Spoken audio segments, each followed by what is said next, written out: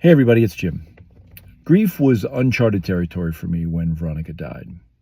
And I had lost other people in my life before, but I had never lost anybody that close to me.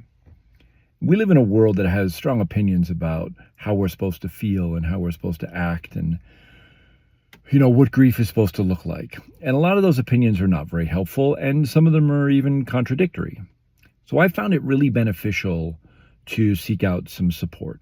I found a group that had other spouses that gave me a place to be with people that had lost their partner, and that was very validating.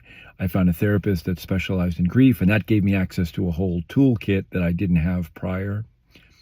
Don't buy into the idea that you have to go through this alone, or that nobody else understands, or that going through it alone makes you stronger, because it doesn't. It just keeps you from accessing tools that are actually available to you. This is hard enough. It's lonely enough. It's isolating enough. You don't have to do it by yourself. You wouldn't go on a trip without a map. You wouldn't try and build something without tools. So seek some support. It's out there. Let's see what Hannah has to say. As a therapist who specializes in grief and loss in my practice, obviously I'm a little biased to encouraging people to seek support when they're in grief and navigating these uncharted waters.